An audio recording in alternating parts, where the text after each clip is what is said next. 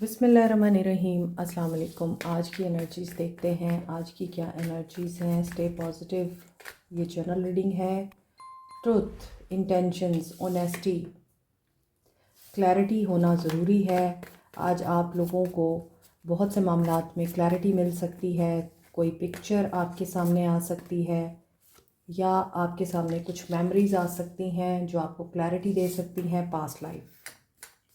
तो पिक्चर भी पास्ट से ही होती है, इसलिए आज आपको पास्ट से बहुत सारी चीज़ें रियलाइज़ होंगी और आपको एहसास होगा कि आप बहुत से पैटर्न्स को रिपीट कर रहे थे और आपको उन पैटर्न्स को रिपीट नहीं करना। आप कार्मिक लेसन्स अपने लर्न कर चुके हैं और जो ऑनेस्टी आपको चाहिए किसी भी एरिया में, वो ऑनेस्टी आपके अपने अंदर भी मौजूद होनी चाहिए। यहाँ पे नो वर्ड्स की एनर्जी है। कहीं साइलेंस आप लोग फेस कर सकते हैं या आपको खामोश रहने की ज़रूरत है एज ए डिवाइन फेमिनिन। जो डिवाइन फेमिनिन है, she is the queen, she is intelligent, she is काम, कलेक्टेड, सपोर्टिव, पेशेंट और शी इज़ द मदर। हो सकता है आप लोग डिवाइन फेमिनिन की एनर्जी के साथ अब खामोश होकर देख रहे हैं ऊँट किस करवट बैठता है। आज आप लोगों की एनर्जीज ऐसी हैं, डेजावू की कैफियत हो सकती है। बहुत से लोगों के साथ आपको लगेगा कि ये चीज़ पहले भी हो चुकी है। हो सकता है ये पास्ट में हुआ था, हालांकि वो पास्ट में नहीं होता। वो जो हम ज़िंदगी ऊपर गुजार रहे हैं, उस ज़िंदगी में हम वो सब करके आए हैं, तो वो इवेंट्स हमें डेजावू की कैफियत के साथ फील होते हैं कि हम ये पहले भी कर चुके हैं। पर्सन्स की एनर्जीज़ ये आपकी तरफ अट्रैक्टेड दिखाई देते हैं, फिज़िकली, इमोशनली, स्पिरिचुअली। आपकी ब्यूटी इनको आपकी तरफ अट्रैक्ट कर रही है। They are chasing you. आज इनके चेज़ करने की एनर्जी है। जो लोग एम्प्रेस की एनर्जी में आ चुके हैं, अपनी फेमिनिन एनर्जी को बूस्ट कर चुके हैं, उन लोगों के लिए ये पर्सन उनको चेज़ कर रहे हैं एंड होप को चेज़ कर रहे हैं। बूस्ट किया था तो चूज़ कर रहे हैं आपको अब। He is the chaser. Faith के साथ आपको ही मैनिफेस्ट कर रहे हैं। आपके साथ अटैचमेंट नज़र आ रही है, ऑब्सेशन नज़र आ रहा है, आपको एडोर कर रहे हैं। आपकी एडिक्शन है इनको और ये एडिक्शन इनको थका रही है। ये आपकी याद, आपकी ख्वाहिश और आपकी ज़रूरत में अपने आप को ड्रेन फील कर रहे हैं। आपका इनके साथ एक लॉन्ग सिलसिला चला है, लॉन्ग डिस्टेंस रिलेशनशिप भी हो सकता है। बहुत सालों से आप एक दूसरे के साथ हैं, लेकिन ये पर्सन पॉसिबिलिटीज़ को ढूंढ रहा है और वेज ढूंढ रहा है, ओपन कर रहा है। कोई रिस्क लेना चाहते हैं क्योंकि इन्हें आपकी याद आ रही है। एरोगेंस, ईगो, स्टबननेस ख़त्म हो गई। यस, ये मूव ऑन कर रहे हैं इस चीज़ से। इनका ईगो एंड हो रहा है और यहाँ अवॉइड करने की एनर्जी, ब्लॉक करने की एनर्जी ख़त्म हो रही है। अपनी इंट्यूशन की सुने। आपकी इंट्यूशन आपको बता रही है कि ये इंसान आपको क्या कहना चाहता है या आपसे क्या बात करना चाह रहा है। यहाँ इंट्यूशन बहुत से लोगों की गाइड कर रही है। सिक्स सेंस आपकी एक्टिव है और टेलीपैथिक मैसेज आपको रिसीव हो रहे हैं।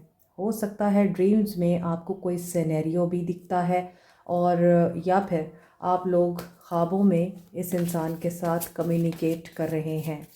बहुत से लोग अपना रिलेशनशिप हील कर रहे हैं और ये पर्सन आपकी तरफ ट्रस्टवर्दी बन के आ रहा है, लॉयल्टी देना चाहता है, सेकंड चांस चाहिए इस इंसान को। क्लैरिटी मिल चुकी हुई है कि इन्हें अपनी ज़िंदगी को किस डगर लेके जाना है। But you are sidetracked. आप चेंज हो गए हैं, आप डिले कर रहे हैं। ये इंसान वेट कर रहा है और आप लोग मूव ऑन कर चुके हैं। आपको लगता है कि some day somewhere another time.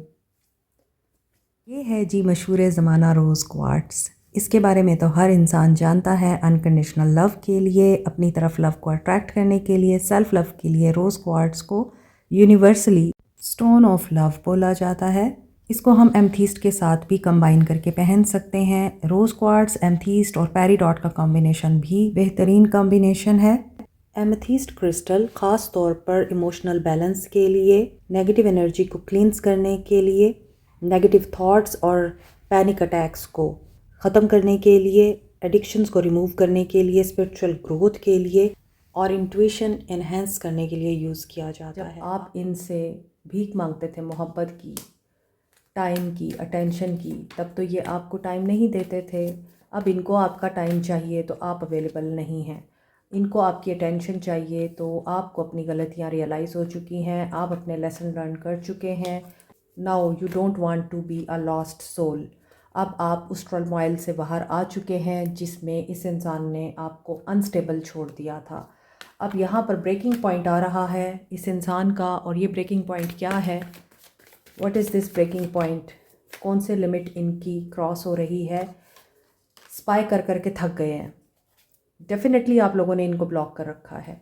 इनकी तरफ से ब्लॉकेजेस ख़त्म हो रहे हैं। आपने इनको ब्लॉक किया हुआ है, आपने इनको डिलीट कर दिया है, या फिर आप इनसे बात नहीं कर रहे, इनको जवाब नहीं दे रहे, तो ये थक गए हैं आपका सोशल मीडिया स्पाई कर करके या आपकी इन्फॉर्मेशन गैदर कर करके। और जल्द ही ये इंसान कोई एक्शन लेगा, क्योंकि इस इंसान को मेजर रियलाइजेशंस हो रही हैं। और ये इंसान आपको नरिशिंग एनर्जी में देखकर, आपकी ग्रोथ देख के, आपको सेल्फ फोकस्ड देखकर इतना ब्रोकन है कि ये सिर्फ एक ही बात सोच रहा है, how did you do that?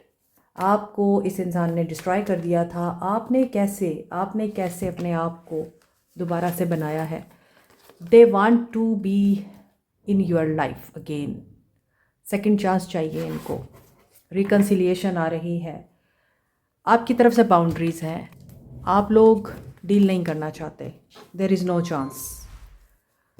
अब ये उन्हीं लोगों की रीडिंग है जो इस एनर्जी से गुजर रहे हैं, और ये जनरल रीडिंग है तो सबके साथ रेजोनेट नहीं करेगी। ये उन्हीं के साथ रेजोनेट करेगी जो इस एनर्जी में हैं।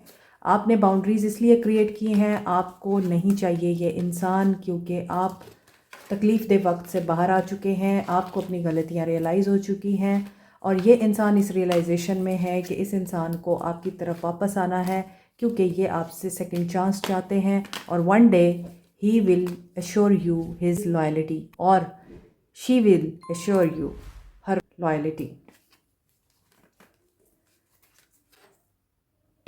आप लोगों ने अपना फोकस चेंज कर दिया है। अपनी इंट्यूशन की सुने। आपकी इंट्यूशन आपको इस इंसान की वापसी का पता दे रही है।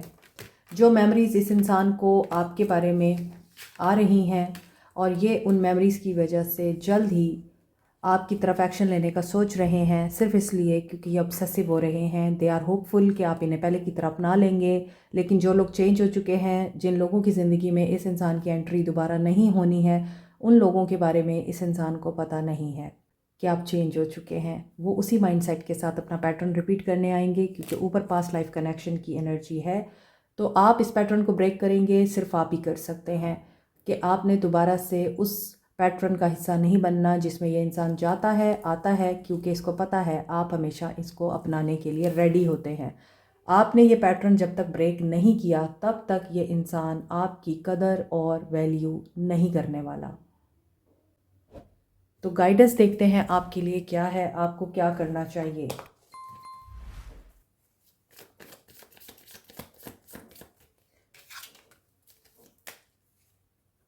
गॉसिप से प्रेज करें। कम्युनिकेशन आ रही है, और आपका दोस्त या इस इंसान के दोस्त, कोई मैसेंजर आपको इस इंसान की इंफॉर्मेशन दे सकता है, ईमेल आ सकती है, कांटेक्ट रिसीव हो सकता है। तो आपको सिर्फ एक ही बात करनी है, ग्रैटिट्यूड की एनर्जी में रहना है। आपको सिर्फ एक ही काम करना है, ग्रैटिट्यूड में रहें। रिजेक्ट करना है तो ग्रेस के साथ रिजेक्ट करें। और इस इंसान ने आपको रिजेक्ट किया था, तो इस इंसान को ताने दे के आपने ये चीज़ें रियलाइज़ नहीं करानी, बल्कि अपनी एलिगेंस में रहकर बहुत ही अक्लमंदी के साथ टू द पॉइंट बात करके इस इंसान को एहसास दिलाना है कि इस इंसान ने जो खोया है वो बहुत बड़ा लॉस है। क्योंकि आप लोग ग्रैटिट्यूड में दिख रहे हैं, और जब आप शुक्र के अंदाज में अल्लाह से शुक्र करते हैं और तकलीफ़ में भी अल्लाह से शुक्र करते हैं, तो फिर अल्लाह ताला आपके लिए शुक्र के ही रास्ते बनाता है। फिर आपके लिए रिग्रेट के रास्ते नहीं होते, रिजेक्शन के रास्ते नहीं होते। और बहुत ज़्यादा लोगों के साथ बातचीत करने से परहेज़ करें। उन चीज़ों के बारे में बातचीत ना करें जिसमें आप लोगों के ऊपर कोई ब्लेम लगने की गुंजाइश है।